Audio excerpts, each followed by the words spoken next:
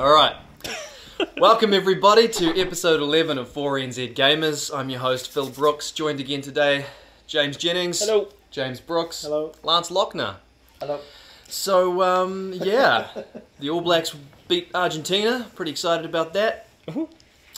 But this is a gaming show, so let's get into it. I thought this week we'd do something a little different, a bit of a get to know the guys on the panel. So I thought I'd ask you guys a bunch of questions, and you just sort of answer whatever you know is your thing, and then we'll see. Bring it on, bro. Nothing too personal. Nothing too. No, it's totally to do with gaming. My dick is 11 inches long. Actually, that question was in there, so if that's too personal. Okay. That's right. Stop commenting in the below the screen. Do we even get comments? We're only doing we will now. Okay. So we'll go round the table. We'll start with you first, Jimmy. Okay. So it's all to do with video games. I want to know if you have the choice when you're buying a game, do you choose a game because of escapism, because of realism, or because of fantasy? Oh, my instinct says escapism, but that's not a correct answer because I don't escape from anything. Mm-hmm. I like going into different worlds and exploring a different universe in games, but it's not to escape reality.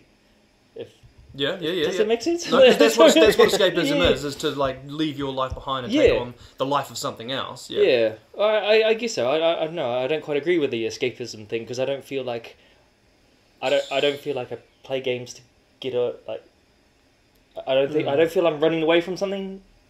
So, I do know what you mean. Like I do like to get immersed in different worlds and stuff, but not to escape my own life. So in these worlds that you like to get immersed in, are you more interested in that world being a world that's sort of based around realism, something like, I guess, The Last of Us, which is still fantastical, but it's sort of quite real as well? Or do you prefer something like Halo, which is just completely fantastical? I'm not entirely sure. These are good ones, bro. That's what I mean. Like, you can only buy one game. They're all on the shelf there. The one that gives you escapism. I guess one escapism. I don't know. My instinct says that I usually look for the games that have a very strong story and characters that I can invest in, and a world that is realistic for me to be to go along a journey. So realism. Realism, yeah. Nice. I guess so. Yeah. What about you, James? Same question: escapism, realism, or fantasy? I don't really understand the question, but because the escapism thing is kind of separate. It is a bit. It's to do with, do you buy a game in order to get taken away into some random world that is totally separate from your own? Which I guess is similar to fantasy. Well, that's pretty much every game, isn't it? Unless you're playing The Sims. But then, but there are games that are more grounded in reality. You know, something like The Last of Us is quite real. I think, for me, and it's probably the reason why I like Lord of the Rings so much, is I would definitely say fantasy, but it has to be grounded within a reality as well. Like, it can't be too fantastical. It's got to have an element of realness to it as well. Like, it's not too, like, I wouldn't go as far as Harry Potter. Yeah. But, but Lord of the Rings is kind of the fantasy I like. So I like games like Skyrim and The Witcher and that.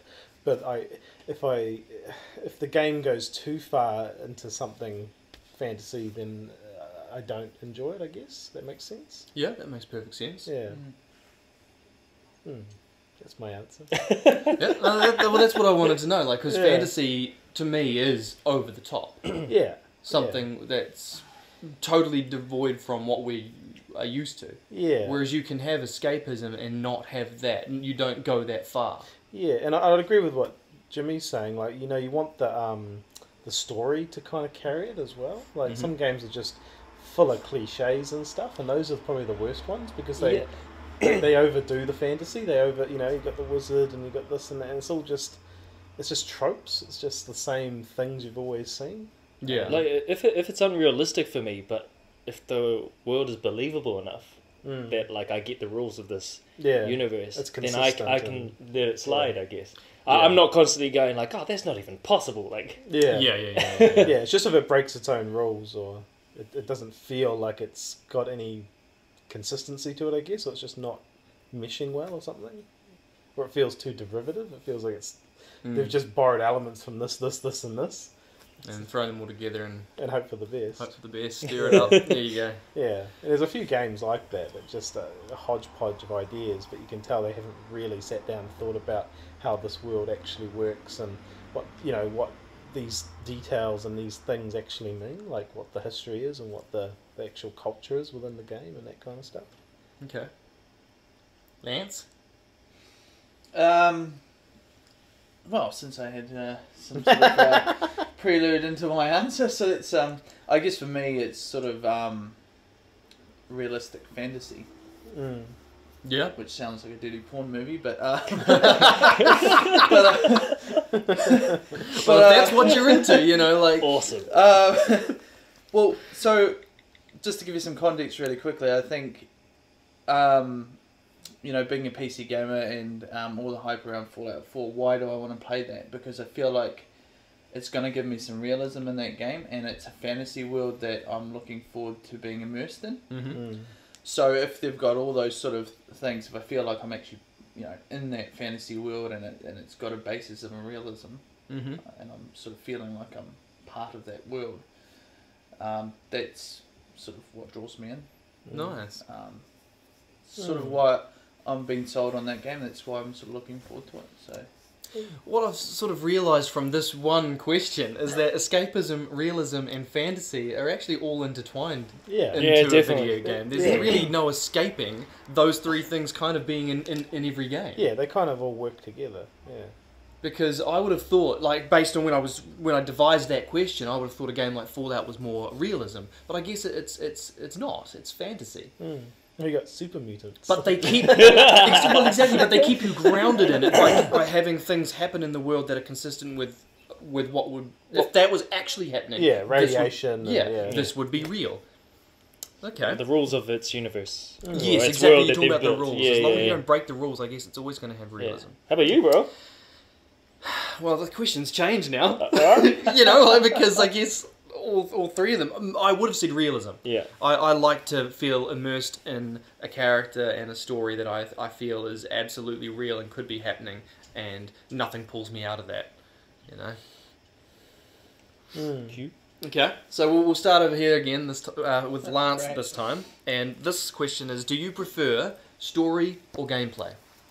Just got to pick between one.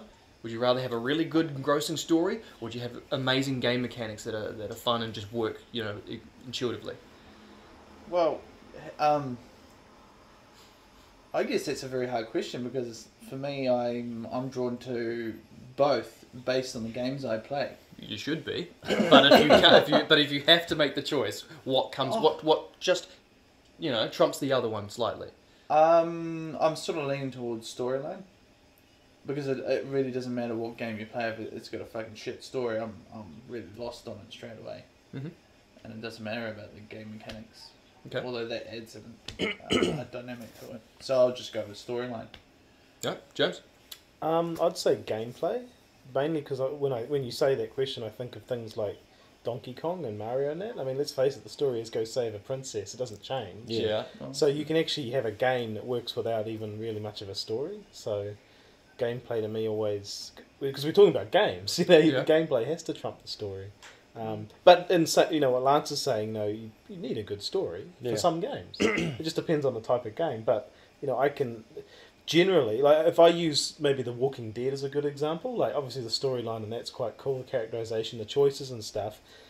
The gameplay gets a bit tired. It's not exactly. It's an interactive film in some ways. It's not really designed to be played with gameplay in mind. You shoot and you do a couple of things in puzzle solving, but essentially it is a story that you're following, and you're just kind of clicking things as things happen, like Heavy Rain and that kind of stuff. Yeah. So that like playing those games, I enjoy them, but I don't enjoy them for the gameplay. No. I enjoy it for the story. Yeah. Yeah, I agree with that Heavy Rain one in particular. That just all that gameplay in that just felt contrived. Like I thought, let's just watch this seriously. But I enjoyed it though. I did enjoy it. I enjoyed it, and Beyond Two Souls as well. I haven't played that one yet. It's pretty much the same thing, but and the same creators as well. But Yeah. I really enjoyed the going into the even though it was like basically an interactive movie, but it was interactive. That's what I enjoy about it. I was getting sick and tired of sitting down and watch a movie, and I feel like a lot of gamers like gaming because they're immersed in the world. All right, so story or gameplay? If I had to pick out the two, it would definitely be story, but I definitely go for a good mix. So because I'm big on game mechanics as well, but if the story kind of outweighs the mechanics of the gameplay, then I can deal with it, like Heavy Rain, or good example. When I first played Devil May Cry, the very first one, I really enjoyed its story. Like I thought it was really cool, and the gameplay was really cool. But they could have changed a few things. So I bought Devil May Cry 2 for its story. The story was shit, but the gameplay was awesome. So it was like complete switch over from the first, where the first one was an awesome story, okay gameplay, and then the second one was the opposite. And then the second one, I believe, was probably the one that bombed the most. And then the third one was a good mix of the two. But if I had to pick one, it would definitely be its story for games. Interesting. Yeah, I was thinking story when I came up with it, and I sort of switched afterwards because I was sort of really thinking about the games that I've been playing and how I wouldn't even play some of these games if it wasn't for the gameplay and the fun I was finding in the gameplay. Like something like Ori and the Blind Forest that really doesn't have much of a story. It's all just get from beginning to end. But the gameplay is phenomenal. Yeah. Keeps you coming back for more. I'm playing Final Fantasy X-2 at the moment. The story couldn't probably be any shitter. But why am I playing it? I'm obviously enjoying the classic role-playing elements of collect this, do that, beat this monster, level up this thing, which are all gameplay things. Did you get a chocobo again? Well, yeah, so... But I've played games where if the story's been really weak but the gameplay has been awesome, I can still continue playing, and vice versa. If the story's really good but the gameplay sucks. I've played games like that. It's before. like they can hold their own if one element is if good. it is really strong. And if both are good, like The Last of Us or something, then you've got a winner. But also I've had the opposite where if the gameplay's really strong but the story's just not ticking me along, like You give up. you give up. Oh yeah, totally. It's like, man, this game would be really cool if they... If blah blah blah, why didn't they just do this? Okay, cost or length? We've sort of talked about this in another podcast, so just quickly, when the choice comes, do you choose a game based on cost or length of game? And I know that those aren't obviously the only decisions going through your mind, It feels but like... if these are, which one trumps the other in that instance? So we'll start with you, James. God. You know, back in the day, I probably would have said length, but as I'm getting older, I'm just like not finding enough time to play all these games, and I've got a huge backlog. Yeah. So the length thing for me is actually becoming less and less important. Funnily enough, like I've just about beaten Sleeping Dogs for the first time, and you know, it's a pretty big game, like Grand Theft Auto type kind of style, open world and all that kind of thing. But it's not long, and I can see the end, and I like that. I like the fact that I'm not going to be sitting here for another 20, 30 hours trying to collect every lunchbox that's lying around. And, Every lunchbox. So I'm looking forward to actually finishing that later today and feeling a sense of completion in my life. So cost is probably going to be the most important thing for me now. Yep. Yeah. All right, Jimmy. Cost. Yeah, I would say the same as well. But like once upon a time, it was length. It's like, oh, I have to get my money's worth, right? I'd only buy 1 or 2 games a year. And now it's getting like 1 or 2 games a month. And also just trying to keep relevant. I'm trying to play the new things as well. But it's definitely becoming cost for me. Length is starting to fuck me off, especially games like Witcher, which is a really cool game. But it's so overwhelming on just how huge it is. And they're only coming out with new DLC, which is like bigger than Witcher 2. I was like, I haven't even completed the proper game yet. Yeah. But that's on the flip side though. That game is worth your money. Oh, yeah, totally. It's definitely worth your money. Yeah. But most gamers like to play a range of games in the same way that movie lovers like to watch a range of movies. If one movie was to take over your whole life and force you to just continue watching this saga, it's like... I'm definitely getting into I'm definitely playing several games at a time, and if one's better than the other, the one that I haven't completed goes out the window. Where I used to, I'm not playing this game until I've completed this one. And that's not freaking possible anymore. But it's cool that we have such a range of games, though. So many diverse games. I was thinking about you in terms of being like just a completionist and an achievement / trophy hunter. Yeah. Like, what the fuck? How are you like spending all this time on these one games until you've like Till I've done them over? Like, owned it I like to experience the game, and then if I decide that I want a trophy hunt, that'll be my second playthrough. Usually doesn't happen. But well, I guess, especially like because I guess you're talking about Final Fantasy at the moment. Yeah, and man. I have played Final Fantasy X, so I knew I was gonna. You have trophy played hunt Final that. Fantasy X, and you're trophy hunting it at the moment, but you haven't played Witcher, Batman, like all these newer games. I probably won't play Batman, to be honest. I think I'm gonna miss it. Really? Yeah, it just looks like I'm not going to get the time. Because The Witcher would be my next game, but only if I'm ready to play it before Metal Gear Solid comes out. Because really, Metal Gear Solid is the next big game I'm playing, and if that comes out before I can get to Batman or The Witcher, then I'm just going to miss them. And saying that, game that I'm hyped for is Metal Gear. Like, cost kind of goes out the window for me. I'm like getting the collector's edition of that stuff, but it's just a game that I'm really into. Yeah. And that would probably be a game that I will drop everything for. Yeah, because it's a special occasion, really, isn't it? It's a once in a 5-year, 7-year. Yeah, probably the last two. Yeah, They've taken Kojima's name and his production off of the game again. Yeah, but that's a different story. That is, yeah. Okay, Lance, quick, cost or length? Which matters most to you? Cost. Yeah. For very sick. Yeah, reasons. I guess it is all I the don't same have time reason. these days.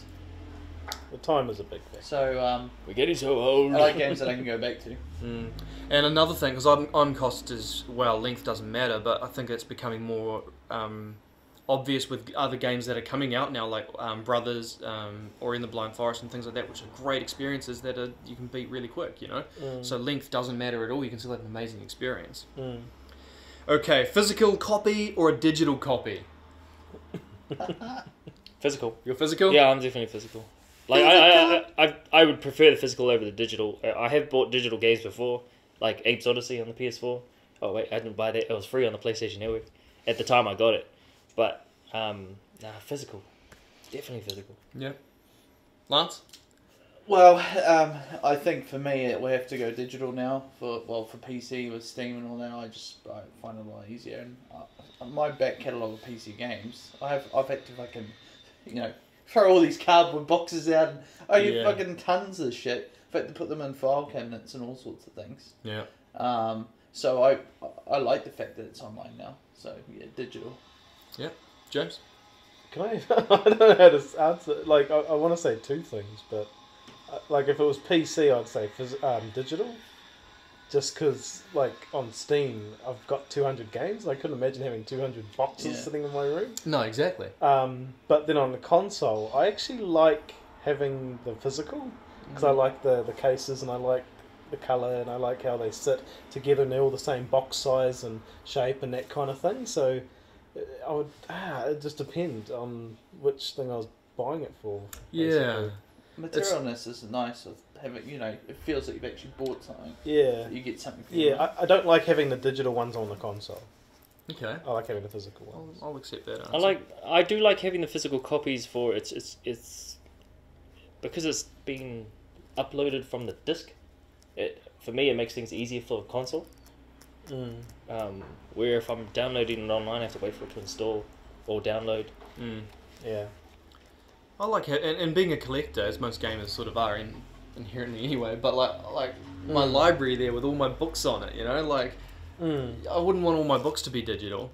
I like being able to just see that and enjoy that, what it looks like, and it's the same with my game collection. I like being able to see it. I'm getting quite a catalogue of games though, and they're starting to take a fucking space. It gets to a point though. It does, yeah. Like I've still got my PS1, PS2 games, PS3.